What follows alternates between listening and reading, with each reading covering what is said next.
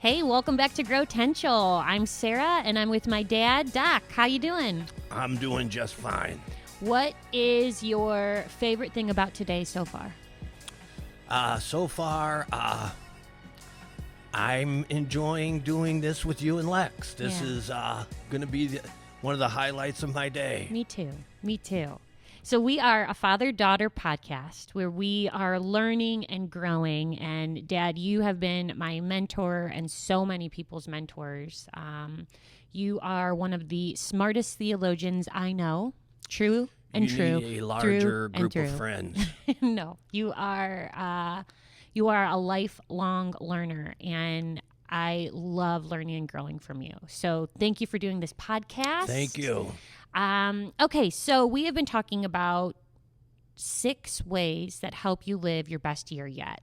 But before we get started, I have a couple of fun questions. All right. You ready? I don't know. Okay, first question. If you could choose one time period in history to live in, which would you choose?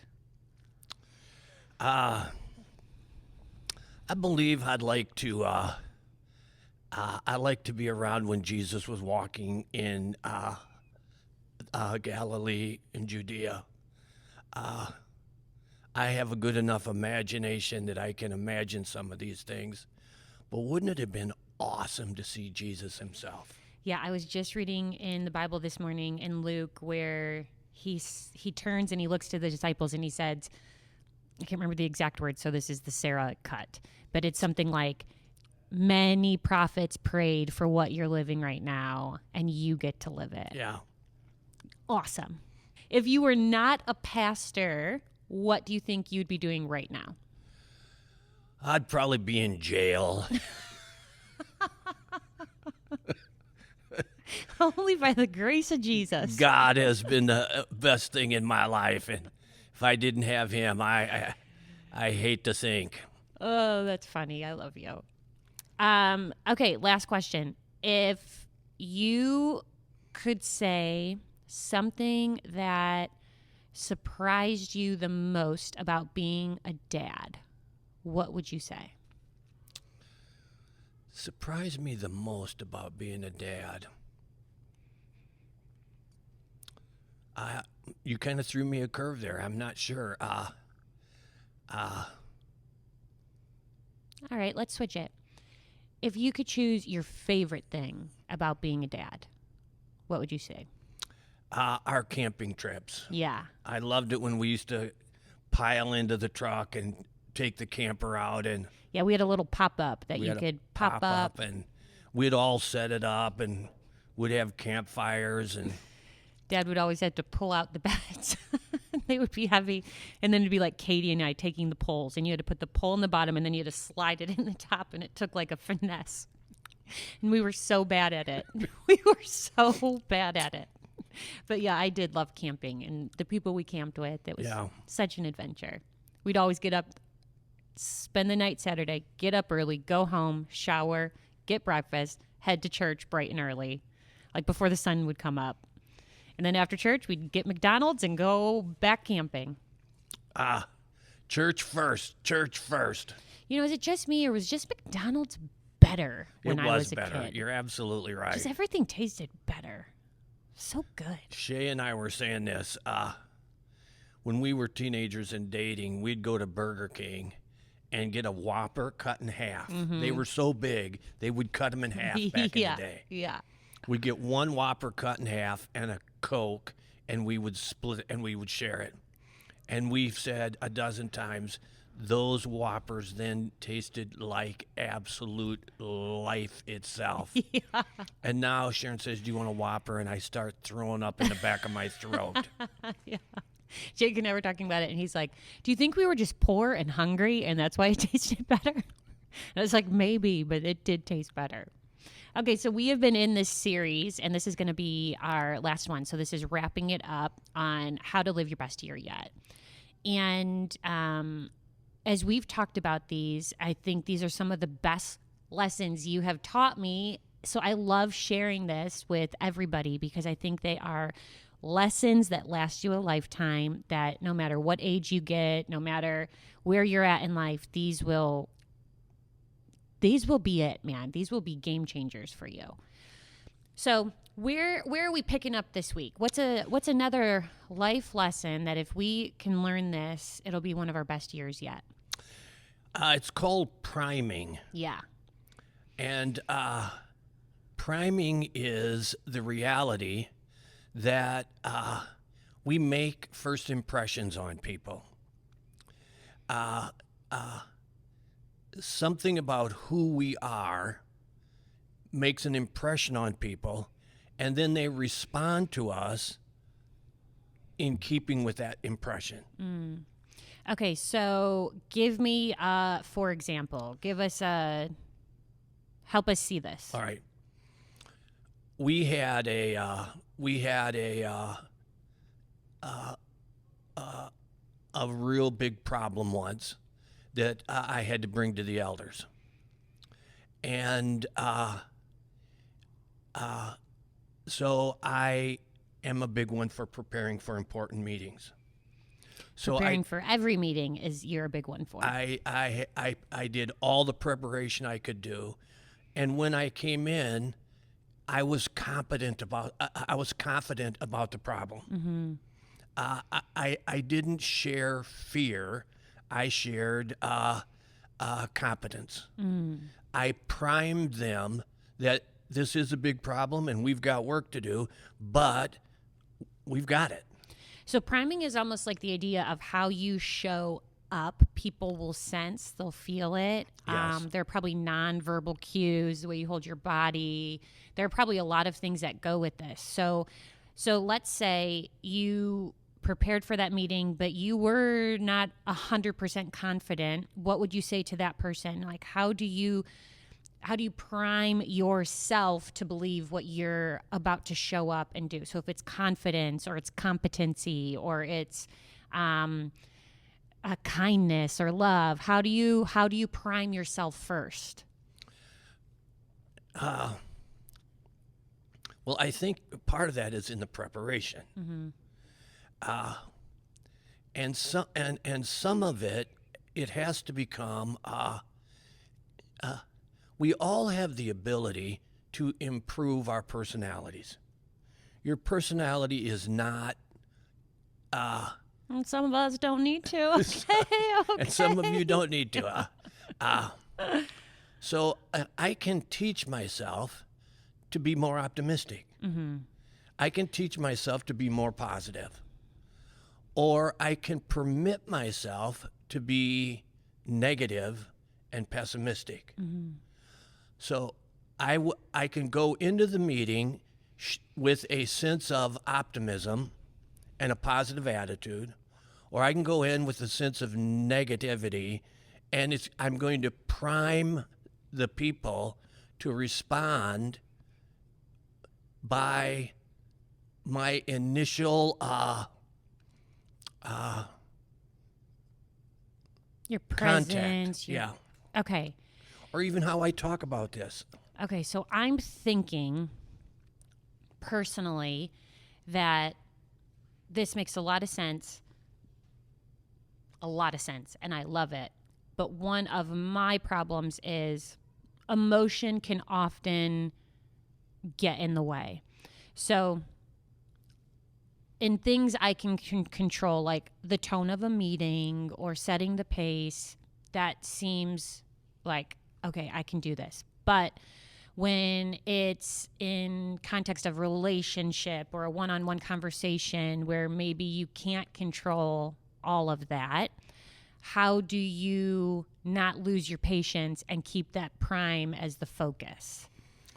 All right, so some of this is just becoming a more and more healthy person. Yeah. The more healthy of a person you are, the more healthy your priming will be. Do you know? Yeah.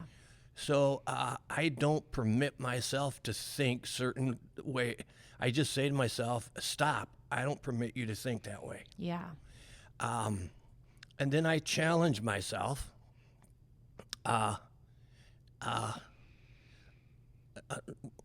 Most of the people in our family do this. We pick something we want to work on every year. So last year, I worked on trying to be a more peaceful person. just trying to have more inner peace and praying that the peace of Christ would guard my heart and to trying to create a more peaceful environment around me. Now, did you feel challenged in that arena when you picked peace? Did that really challenge you? Yeah. Taylor and I chose delight this year because we thought we don't want to be challenged that much. So we're going to pick a word like delight. Yeah, I still wouldn't call myself a peaceful man, but I am more peaceful than I was. Yeah, it's great. This year, I'm challenging myself to be more gentle, especially in the things I say. I think I shared that with you guys from that scripture. Yeah, unfortunately, I wasn't in that meeting, but everyone had talked about it and shared how. Yeah, the Psalm 34. You shared it in one of our meetings, and the team all told me like it was one for the books because it was so helpful. So the healthier I get, the more healthy my prime is going to be. Yeah, it is like a self-awareness that starts with you first growth. Like it's got to touch you first before you can really live it. Yeah. Okay, so what would you say the area you've had to prime yourself most in? What would be, if you don't mind sharing with us? I have to prime myself to mostly to let the process work out. I'm not patient. Yeah. And I prime the room to be impatient. So is that where I got it? I can blame you You can blame me. for my impatience. I'm really living out this humility piece we talked about in our last podcast, you know? I have primed the room to be impatient on too many occasions. My awareness of stress is lower than other people's. Yeah. And I've stressed the room out. It's why we make good partners, because mine is very high. And Mom has a very high, like EQ. Walk in the room and you kind of know something's going on. You know, you can sense it and feel it and see it. Yeah, she said to me on many occasions, couldn't you tell? And I said, no, I didn't. Yeah, it was good. Yeah. Everything's great. Yeah. Okay, so what would you say when we are looking at in our lens through faith, that as we show up, we want to prime ourselves so that we can prime the people we are around? What would you say one step is to start priming yourself? Do you think it could be the word, that like one area you want to grow in, or it's now February, January, February. It's March actually. As we release this podcast, we're filming this one a little early. So, what is how do you start working on this so that you can prime? Is this like a fake it till you make it kind of thing? No, it's just the opposite. It is. It starts with preparing yourself. Mm-hmm. This isn't going to happen naturally. You're going to have to develop a discipline that says, I'm priming myself so I can prime others. Mm-hmm. Here's a good example. Do I permit myself to speak poorly about others? Because if I do, I'm priming the people that I'm talking to. Yeah. And basically, I'm priming them. You don't know if you can trust this guy or not. Yeah. Right? Yeah. So I begin by my own preparation. I want to look at myself and say, where am I getting off on the wrong foot with people? Mm-hmm. And what can I do to prime that relationship so that I get off on the right foot with them to begin with? Yeah. Yeah, I can see this so clearly in our homes. I can see it so clearly in the workspace, especially if you are a leader. I think for me, there's been a fine line that maybe you can help me think, because I bet I'm a lot like most people. So you and I have very similar heartbeats, but different approaches. And you have always led from your strengths. You have always led from, and you prime the staff and you prime the room to know that you have strengths and you are leading from them. And it's been a very healthy, awesome thing to witness. I'm a little bit opposite, where I prime the room as, listen, I'm one of you. There are weaknesses in my life, but here's how God has worked through them. And so I get to the strength, but it's almost through my weakness. And so we come at it with different approaches. Even it's funny when we work through like what we want to talk about in the podcast, I'll be talking about the problem and you'll be talking about the solution as we think about the year and what we want to do. And so it is funny. Our approach has always been that way. Even in preaching, when you've mentored me, you're like, start working with the solution first, like the beauty of it. Okay, so then that makes it a fine line where I think I'm relatable. I think that is something that a lot of people will say, but I want to live more from my strengths too. So I think I'm asking this poorly, but I think the heartbeat is, if I want to prime the room that I'm competent and I am confident, and what would be a tool that you would say to use? So probably you start out by having this, asking yourself these inner questions. For example, how can I connect in a positive way? Mm-hmm. How can I connect in a positive way? Whenever I'm going to have a hard elder meeting, I think about everybody in the room. Yeah.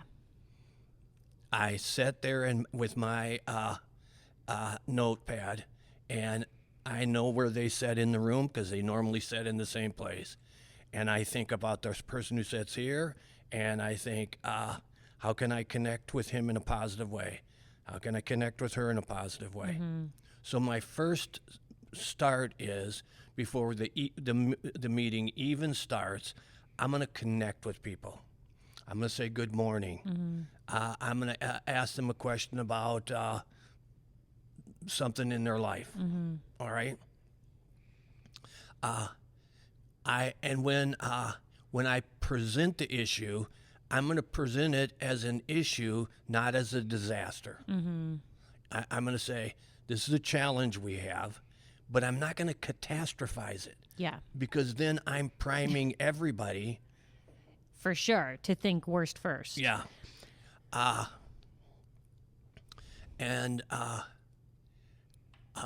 Sometimes we prime people by encouraging what they're doing right.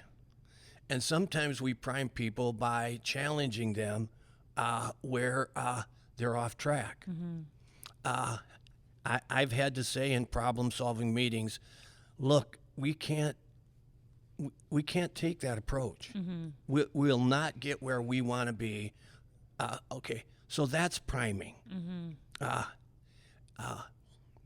When you think, I think there's such an emotional response, Dad, and this is being emotionally intelligent to lead from confidence, to lead from love, to lead from the values that matter most. And I think oftentimes, especially in the workplace, it can become more about what we're getting done than the people we're caring for. Or this is something Jacob and I struggle with, just total vulnerability here, is he's the boss at work and I'm leading here with our staff. And so sometimes it's harder for us to like come down and just be partners when you're both leading at high capacities.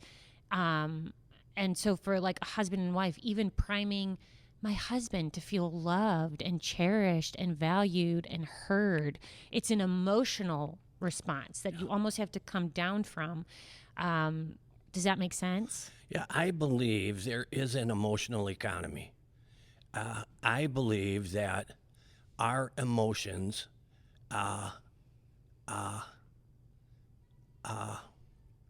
pass in more than just a verbal ways. Especially for people like you and Shay who are more sensitive. You sense the emotional state of someone, Right. whether they want you to or not. Yeah. So, because there is this emotional economy, we can use it in a positive way, or we can be a victim of it. Okay. This is the good stuff. How? All right. First of all, I got to be aware. I'll bet this is the first time some of these people, some of our friends on the podcast, this is the first time they've ever heard about it. Yeah. Although when they hear about it, they can say, I have sensed that. Sure. All right. Like you're putting language to it almost. So the first thing is I have to be aware. And then I hate to keep beating the drum. And the second thing is then I have to start prepping. I have to start saying, if I want to have a positive encounter with this person, how am I going to prime that positive? What in this emotional economy, what am I investing? What am I investing? Am I going to invest positive emotions, positive feelings, positive attitudes? Or am I investing negative, unhealthy emotions, feelings, and attitudes? Yeah, I think so. You did a sermon several weeks ago about anger. And it's something that when I listen to, it makes sense. It makes me like, I'm going to try these tools. And one of them was to just take a time out and take a breath and some breathing practices. And but then I noticed, like, I have a puppy, and that puppy is lovely and beautiful. And I'm so happy for the gift that she is in my life, but she can make me mad. And I felt that madness, rising. She's a puppy, chewing everything, just ruined 100 pairs of shoes already and all those things. But so I was like trying your tools, and it's in the moment. And so I love this idea of thinking your way through things first, thinking your way through conversations. It may or may not happen like this, but if it does, here's how I'm going to respond. I think that's an awesome thing.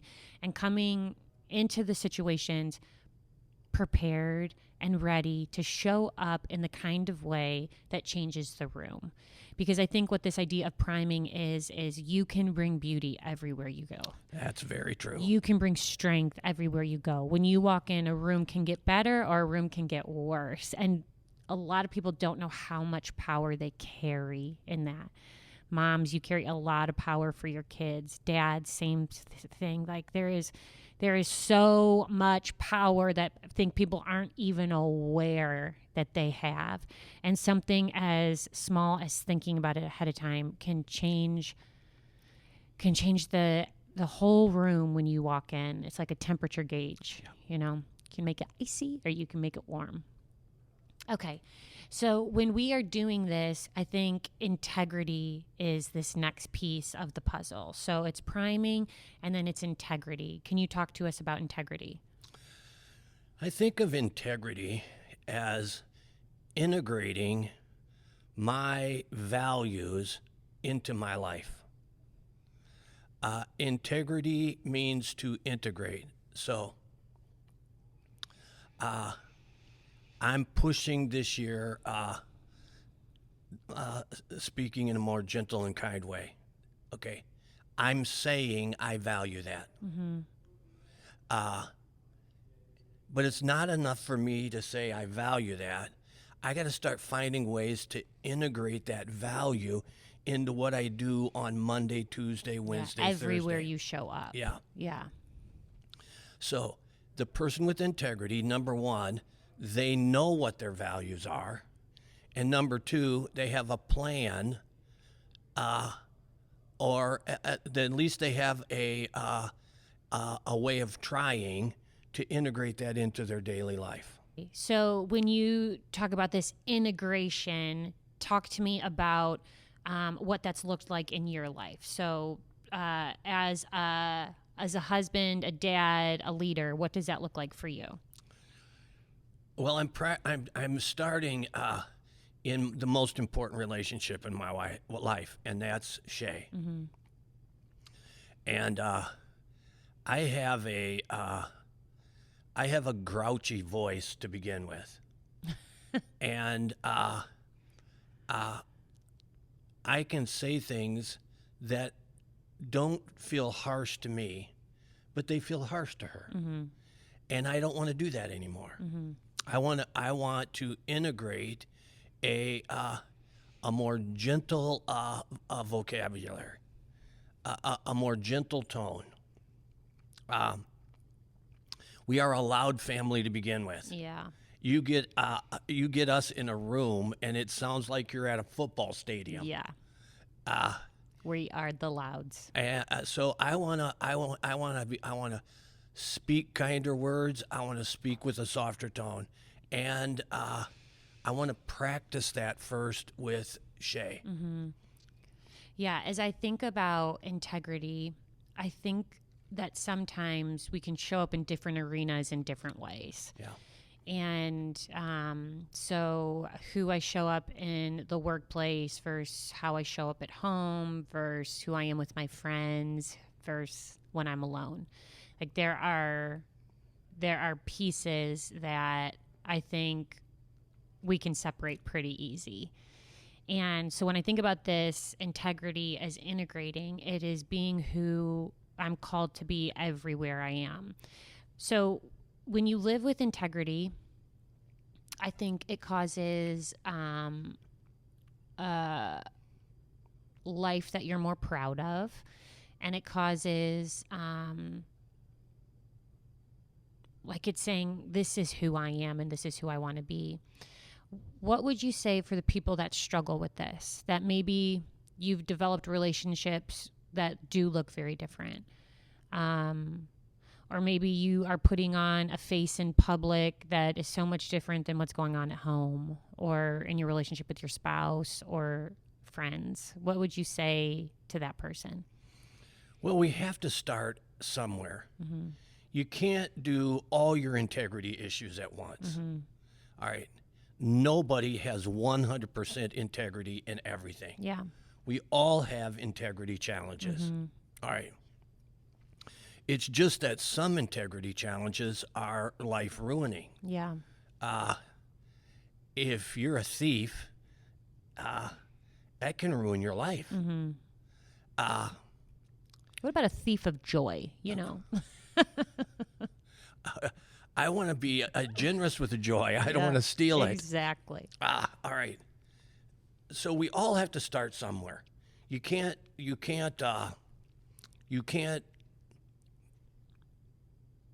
do it all at once. Yeah. But it turns out the same process whereby I have more integrity in one issue, that same process is the way I get more integrity in other issues. Mm-hmm.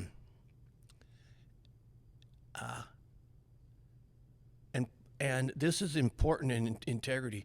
Integrity is not me living by your rules.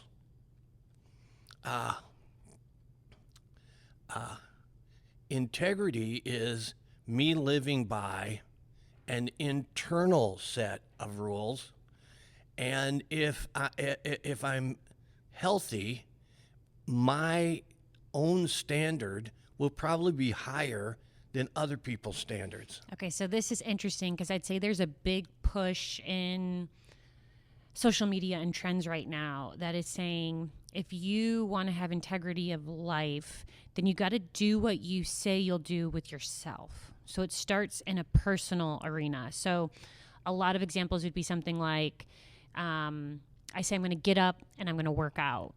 And so you wake up, the bed's warm and comfy. You don't want to get out. Are you going to have integrity with yourself and do what you said you would and get up and put the tennis shoes on and get out of bed?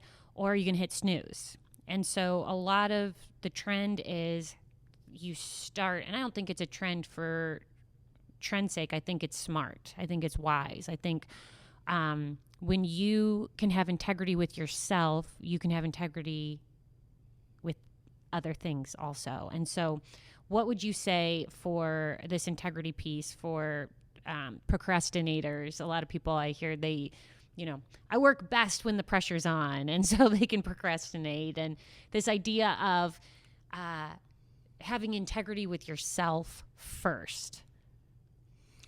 Well, probably we need to go back and pick up a little resilience. All right, if I'm going to have integrity, it requires resilience. Because there'll be mornings where you don't get up and work out. Yeah. All right, so then what do you do? You don't Quit. Walk away. Yeah, you don't say, well, I failed. I guess I'm not. This is done. All right. Yeah. You'd say, I failed. This is why I failed. The next time it comes up, I'm going to have a different approach to this. And I'm going to get back on track. Because nobody has 100% integrity, we all have to draw a line in the sand and say, that I failed there. But I'm starting over right now. Yeah. Today is a new day. Yeah. If you fail once, try not to make it twice. Yeah. Yeah. Or let it start the new trend. Okay. When I think about being a mom and a leader and helping my kids have this piece of integrity, what's a piece of parenting advice you would give for integrity? If I had it to do over again, I would have rewarded integrity. I would have tried to show you that integrity pays off. I'm sure you've been around when I've given kids money and said it pays to be smart. Oh, yeah. I think I've had a couple $10 bills come my way. So I wanted the idea that it does pay to be smart. All right. It pays, integrity pays for itself too. If I were a parent all over again, I would have been more diligent to reward the behavior that I wanted. I would have rewarded integrity. It's fascinating you say this because I listened to a podcast not too long ago about how we form habits.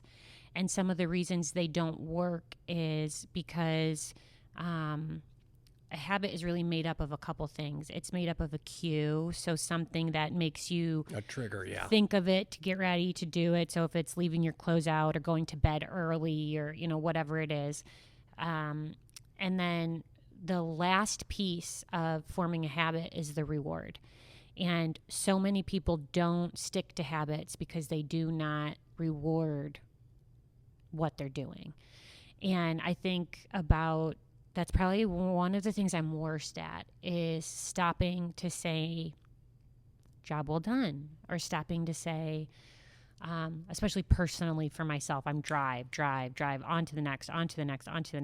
I'm pretty good at praising my kids and maybe our coworkers, but I could be a lot better. So it's this reward piece. So if integrity is something that we're saying matters to us, what is the reward of integrity? Because I think too often so working out's just easy to talk about. Working out, people say the reward is you lose the weight, but maybe that's not the true reward. Maybe the true reward is you are the kind of person that works out and you're consistent, and now your heart is getting stronger and you're preparing for a longevity of life. So there are rewards that I think we think. So integrity would be easy to say, well, I'm the same person and it's a healthier life. But what do you think the reward of integrity is and why it's worth fighting for? Well, let's talk about the reward in two different ways. How about the payoff in your inner self. All right. When I don't live up to my inner code, it does something to me on the inside. Yeah. It makes me anxious. Mm-hmm. It makes me annoyed. Mm-hmm. It makes me think poorly of myself. It's like you almost feed the insecurity. Yeah. I say ugly things to myself. Mm-hmm. All right. When one of the rewards of integrity is I don't have all that conflict on the inside. It's good, yeah. I'm at peace. Mm-hmm. I'm not feeling like you're a loser. Mm-hmm. Okay. Yeah. So when I don't live up to, when I don't have integrity, I have all this inner ugliness. Mm-hmm. When I have integrity, the payoff is well-being. Yeah. And man, that is worth a lot. Yeah, it's worth its weight in gold. The second payoff for integrity is you do better in life. People with integrity do better in life than people without integrity. Mm-hmm. You will succeed in more things. You'll have more of a successful life if you live with integrity. Yeah. All right, Dad. Well, thank you so much for this conversation. I appreciate your time and your expertise, and I just feel lucky to be your daughter. I enjoy your company. I love ya. I love you. If this has been helpful, please feel free to share, send it to someone you love, and we pray that God will bless you and grow you in this new year, 2026. God bless.